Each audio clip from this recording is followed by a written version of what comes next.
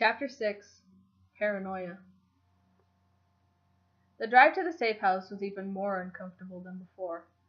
Jack drove with the injured Gavin in the passenger seat, and Michael and Jeff either side of Ryan, sandwiched in the middle. Jeff had been firm about keeping the taser barbs in, despite Michael protesting on Ryan's behalf. Ryan had just shrugged it off. He knew there would be no convincing Jeff, who now held the taser. For a long time, no one said anything. Just as they started to leave the city, Ryan finally decided he had gained enough control over himself to speak up. "You know you're paranoid, right, Jeff?" he asked in the calmest demeanor he could muster. Jeff scoffed, but replied equally calmly, "I'm just looking out for my crew." "I'm part of your crew," Ryan insisted.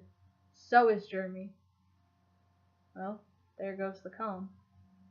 Right now, Ryan, you and Jeremy are the part of my crew I can't trust." Jeff spat the words. "I really hope I'm wrong." "You are. But I have to think about the good of the rest of us, too."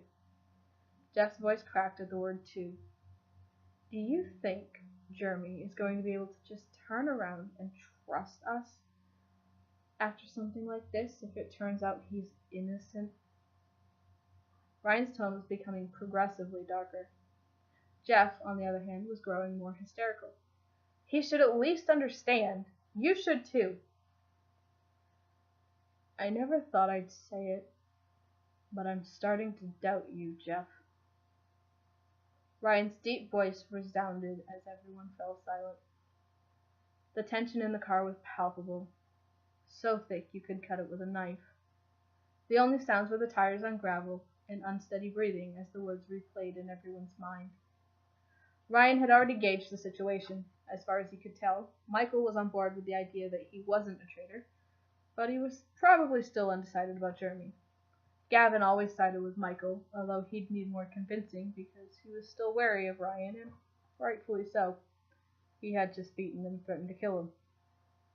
Jack was still firmly neutral, happy to do Jeff's bidding, but still collecting evidence to form his own opinions. He'd hoped that he'd given everyone something to think about, and judging by the mood in the car, it had worked. Of course, this sent Jeff into a panic. Jeff always had doubts about his leadership abilities when the crew first formed. Sure, he'd been the one to get everyone together, he handpicked the best of the best to work for him.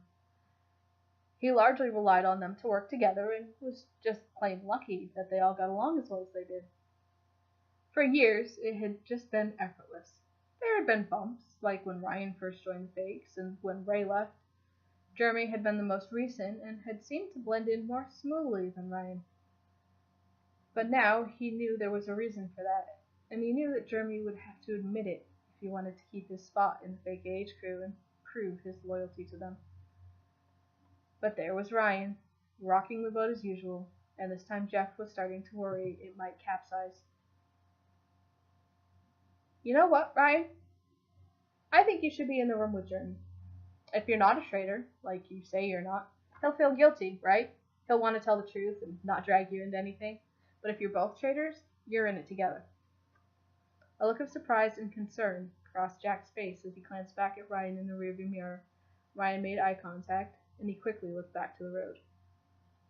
"That's messed up, Jeff," Michael exclaimed without hesitation.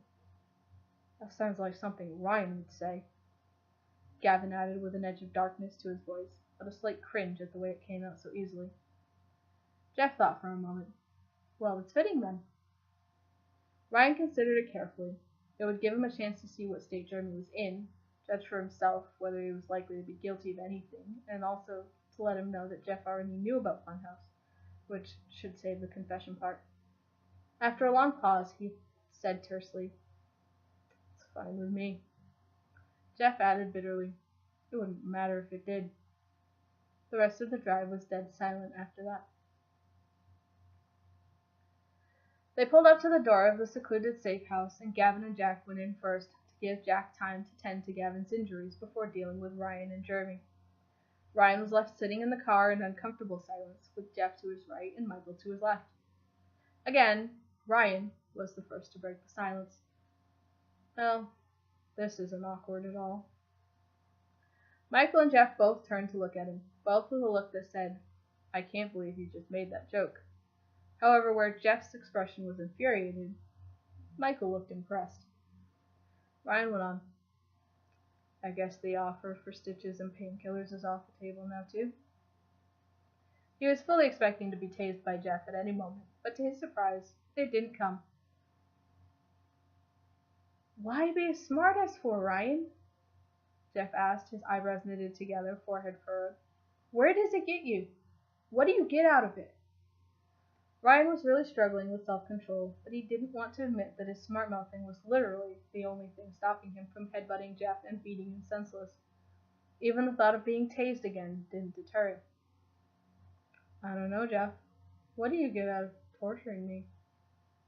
He cocked his head sideways. "Seems like nothing so far." Jeff sighed audibly. Ryan was starting to wear him down. "Shut up, Ryan," Michael snapped, more as a warning to Ryan than in defense of Jeff. Jeff was starting to doubt his plan, his crew, himself. Everything was just going to shit. No, he thought, this is exactly what Ryan does. He'd seen it over and over. Ryan was a manipulator. Sometimes it worked in his favor, but many times he would get himself into trouble, only to promptly make it worse. He needed to feel like he was in control, even if it was only in his head, whatever the cost to himself. He looked up at Ryan, into his piercing pale blue eyes. Although he still tried to mask it, without the face paint, his expression was clearer. He was in pain. This is his coping mechanism. I've just got to give him space. For all his self-doubt, sometimes Jeff was a better leader than he realized. Fuck it. I need a drink. He slapped the taser into Michael's hand and left, sauntering up to the house. If Ryan was going to try anything, Michael was the best person to deal with it. If he didn't try anything, well, that spoke volumes as well. Michael was more shocked than Ryan at Jeff's reaction. "Well, shit. I wasn't expecting that." Ryan just looked dumbstruck. Michael looked down at the taser in his hand with a frown. "I'm not going to use this." "That's reassuring." "I mean, you did hurt Gavin, and I'm still pissed about that," Michael said slowly and deliberately, letting the words sink in. "But I get it. I'd probably have done the same in your position, if I'd realized I was being set up like that." Ryan looked down apologetically. "But still," Michael continued, "getting tased sucks dick. Want me to get those out?" He gestured to the taser probe still embedded in Ryan's back. Ryan grinned and half shrugged. "If it's not too much trouble." Michael pinched the exposed part of one probe and put his other hand flat around the base of it on Ryan's back. Ryan's pale skin was already heavily marked with scars of all shapes and sizes. Michael's gaze paused on a deeply scarred wound on his right shoulder near the base of his neck, and he quickly looked away. He'd taken many hits for the team. "This part sucks too, but it's nowhere near as bad as getting tased," he said as he wrenched the barb out of Ryan's skin. He pressed his thumb over the small hole it left behind to stem the bleeding for a few seconds, before repeating for the other probe. Ryan winced a little at the sight of the barbs, wicked little hooks extending from the probes with small fragments of flesh still clinging to them. "Well, I gotta say it feels like nothing compared to being shot." He glanced down at his shoulder, the bandage still damp and bloody, but the sting had subsided. His feet brushed something smooth, and he looked down. "Hey, my jacket's still here," he said with a grin, picking it up and brushing it off. "I thought I lost it on the road." Things were now way too upbeat for what they'd just been through. It was making Michael uneasy. "So, this is the part where you bonk me in the head and make a break for it, right?" he nervously joked, not really sure if he was actually joking. Ryan chuckled, and it sounded, well, like Ryan, and it instantly reassured Michael. "You really think I'm a traitor, huh?" "Nah, I just assumed you'd want to get the hell away from Jeff while he's in freak-out mode." Ryan shook his head, suddenly serious again. "I just don't want to see anything happen to Jeremy."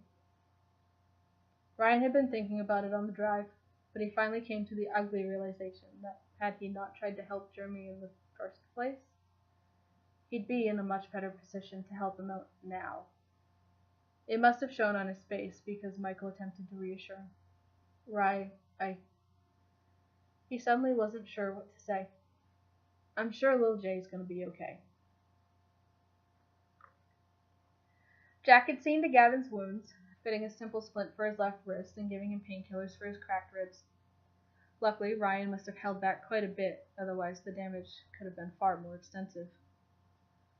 He left Gavin resting, waiting for the painkillers to kick in, before going back out to tell the others to bring in Ryan, but the clink of glass from the kitchen warranted investigation. He was surprised to see Jeff alone in the dark of the kitchen. Jeff? Are you okay? Where are Ryan and Michael? Jeff looked full of doubt and guilt.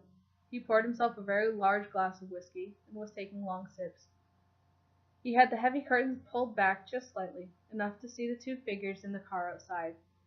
Jeff had seen Michael remove the taser probes, watched anxiously to see if he'd fucked up, if Ryan was going to do a number on Michael like he had on Gavin. Jack followed his gaze. You left them alone out there? He asked incredulously. Jeff rubbed his face and groaned with frustration, mainly at himself. I think Ryan's telling the truth. I don't think he's involved in the same stuff little Jay's been caught up in. I think. I don't know. He groaned again in frustration. What makes you say that? Jack responded with a raised eyebrow. You think a traitor's going to be loyal to another traitor? Jeff took another deep swig from his glass, emptying it. God damn it, Ryan, he breathed to himself, shaking his head. This was a mistake, right? Jack knew Jeff was starting to crumble under the pressure and wondered if Ryan had gotten into his head. He had a penchant for getting under Jeff's skin, and he wondered if there was something else going on that he wasn't aware of. No, we can make this work. The way he said it made him seem determined, like he had something to prove. Jeff still seemed miles away. I will say something about Jeremy, though. He fucking takes it. He takes it like a champ. I don't know if we're going to get anything out of him. He was already pouring another large drink. Jack heard a car door close and could see Michael and Ryan making their way to the house. I've got an idea. Let me handle it.